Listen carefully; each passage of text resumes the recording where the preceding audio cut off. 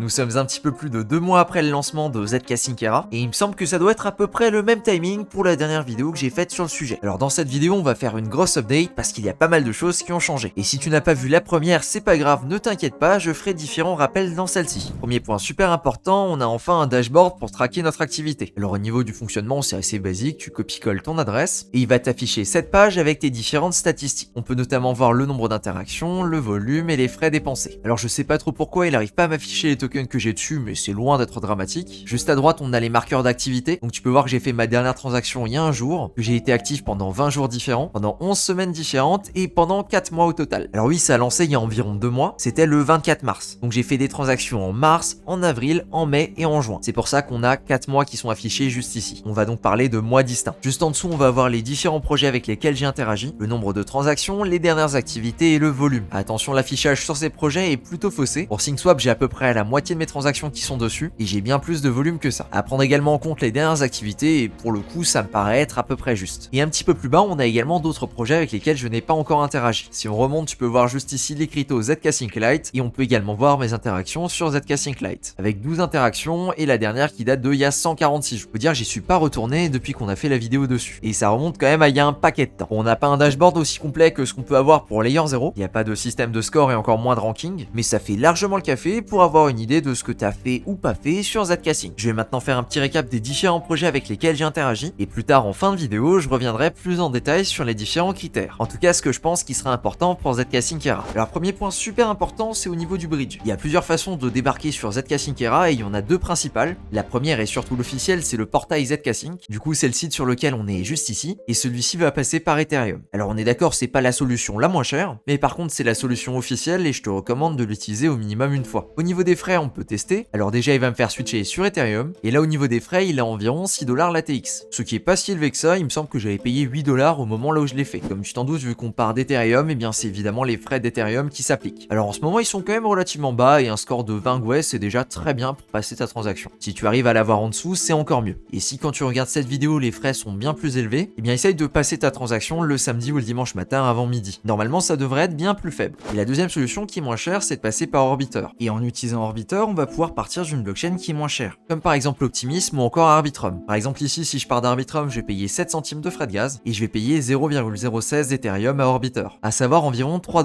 Donc c'est une solution un petit peu moins chère. Bon, alors maintenant qu'on est sur ZK Sync Era, qu'est-ce qu'on peut faire dessus? Eh bien écoute, ça va être très proche des autres blockchains qu'on a déjà visitées jusqu'à présent. L'application principale, ça va évidemment être un échange décentralisé. Ici on a donc SyncSwap qui est le plus gros DEX et ici on peut tout simplement faire des échanges comme par exemple échanger notre Ethereum pour acheter de l'USDC. J'ai juste à cliquer sur Swap. Attention, les frais ici sont calculés de façon assez spéciale. Comme tu peux le voir juste ici, il est écrit que je vais payer 92 centimes de frais, mais il y a un pourcentage des frais qui va nous être remboursé. On va voir ça tout de suite. Je vais donc confirmer ma transaction. Impeccable, comme tu peux le voir, ma transaction est passée et surtout j'ai été remboursé de 61 centimes. C'est-à-dire que pour mon swap, j'ai dépensé 92 centimes, j'ai été remboursé de 61 centimes, donc au total, les frais pour mon swap sont de 31 centimes. Oui, c'est pas très intuitif, je le reconnais. Et si tu veux vérifier les frais exacts pour ta transaction, tu peux les voir juste ici sur l'Explorer. Et ici, au final, j'ai payé 26 centimes de frais, ce qui est légèrement inférieur à ce qu'on va payer sur un Arbitrum par exemple. Maintenant, je peux également refaire la transaction en sens inverse, là où je vais convertir mes USDC en Ethereum, donc je swap. Et sur celle-là, j'ai quasiment payé la même chose avec 25 centimes. C'est juste pour clarifier que les frais finaux que tu vas payer, ce sont pas les frais qui sont affichés quand tu passes la transaction, mais bien les frais après remboursement. Et je le redis ici parce qu'on me l'a déjà demandé je sais pas combien de fois. Et si on retourne sur ZKFlow, tu peux voir que le tableau a été mis à jour avec les dernières transactions qu'on a faites, notamment avec une dernière activité il y a 1 minute. Au niveau des différents échanges avec lesquels tu peux interagir, tu pourras retrouver une très belle liste déjà juste ici. On a par exemple le Mute qui est également un DEX, SpaceFi qui est quasiment identique, ou encore Velocore qui est également un DEX mais qui fonctionne avec les mécaniques VE33. C'est donc plusieurs projets avec lesquels tu peux interagir pour faire à peu près la même chose, swapper. À savoir que tu peux également participer à la liquidité pour swapper et il faut venir déposer de la liquidité dedans. Tiens, je viens d'ailleurs de voir qu'ils ont une paire USDT-USDC à 10% et ça c'est vraiment pas dégueu. Au niveau des autres applications disponibles, on peut également retrouver l'équivalent d'un AV avec Eraland et anciennement s'appelait Nexon Finance comme tu peux le voir juste ici. Et pour la vidéo, je voulais également tester quelque chose de nouveau. J'en ai déjà entendu parler mais j'ai pas encore eu l'occasion de l'utiliser, c'est Tevaera. Je suppose que ça se prononce comme ça et a priori c'est une plateforme de jeu. Bon, je t'avoue qu'en voyant le jeu d'ombre juste ici, ça m'inspire pas trop, mais bon, on va quand même essayer. Ok,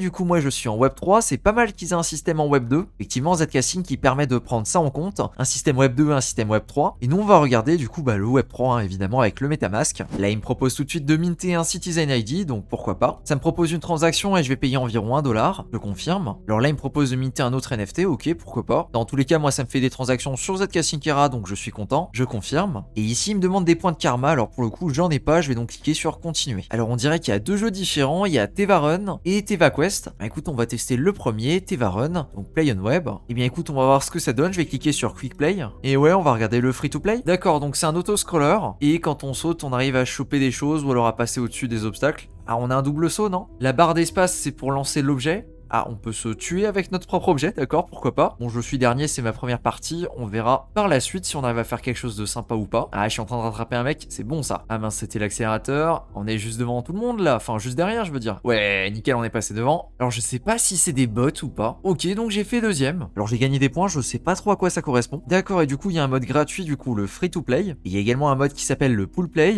Et en fait quand tu veux jouer à un de ces modes de jeu, ici tu vas payer un certain nombre de frais d'entrée. Donc ici c'est leur token, le KP, et en fonction de ta position, tu vas gagner une certaine somme. Et vu qu'il y a 4 joueurs, en fait, t'es gagnant si t'arrives en premier ou en deuxième position. Et c'est la même avec les autres compétitions. A priori, celle-là n'est pas disponible, et celle-là non plus. Ok, pourquoi pas, on va voir à quoi ça correspond l'autre. Et l'autre jeu, c'est TevaQuest, donc je vais cliquer sur Play Game. Et malheureusement, il est pas disponible. Du coup, on va acheter des karmas et on va regarder ce que ça donne. Je vais en acheter 10. Et on va essayer de faire une partie comme ça. Alors par contre, là, c'est pas forcément intéressant d'en acheter juste 10, parce que je paye largement plus en frais que ce que je peux juste gagner. Donc on est vraiment sur du test pour le fun. Comme tu peux voir, je viens de les recevoir ici, et on a plus qu'à tester. Alors je viens également de remarquer un truc quand je vais dans Pool Play et que j'essaye de jouer, il me dit qu'il faut que j'ai un rang minimum et du coup il va falloir jouer un petit peu avant d'avoir ce rang. On va essayer ça. Ok, bien écoute, on est parti. C'est marrant parce qu'on a totalement un autre circuit que ce qu'on avait tout à l'heure, donc c'est plutôt cool. Mais j'ai beau dire, c'est quand même bien marrant. Oh, on n'est pas loin d'être premier. Vas-y, prends ton élan, accélère. Et c'est gagné. Alors au vu des numéros et des noms, j'ai l'impression que les deux là c'était des bots, que là effectivement lui c'était un vrai joueur. Bon, au final on gagne quand même très peu d'XP et à mon avis il faut jouer pas mal avant de choper le Rookie 3. Donc je vais tout simplement mettre de côté pour le moment. Et hop, ça fait plus 6 transactions aujourd'hui. On va donc revenir sur les critères que je considère comme importants. Alors juste avant, t'as peut-être déjà vu circuler cette feuille sur Twitter, mais franchement je la trouve pas pertinente. Déjà parce que la blockchain a même pas 100 jours, elle en a environ 70, donc les deux là sont déjà impossibles à obtenir, et qu'elle prend en compte seulement 25 transactions sur ZK Syncera. Autant te dire que je pense que c'est peanuts. De mon côté, je pense qu'on va être sur quelque chose qui ressemble très fortement à ce qu'on a pu avoir sur Arbitrum au niveau des critères. Avec un premier point déjà juste d'avoir bridgé sur la blockchain, de préférence en utilisant le bridge officiel, en deuxième partie d'avoir des transactions dans le temps, troisième partie avec un nombre minimum de transactions, quatrième partie le volume, cinquième partie la somme totale bridgée vers ZK Syncera. A noter également que pour Arbitrum, ils avaient Arbitrum Nova, et que dans le cas de ZK Sync, eh bien il y a ZK Sync Lite. Donc c'est très largement possible que les transactions sur ZK Sync Lite soient également prises en compte, ou alors d'un point de vue bonus. Donc si tu te poses la question de quels critères je privilégie, eh bien ce sont ces critères-là. Je tiens également à rajouter quelque chose, j'essaye au maximum de diversifier mes interactions, c'est-à-dire le nombre de smart contracts différents avec lesquels je vais interagir. On a vu que ça compte dans le dashboard de Layer 0, et franchement je serais pas étonné si on a également ce critère-là qui s'applique pour un ZK Syncera par exemple, notamment dans l'objectif de combattre les bots,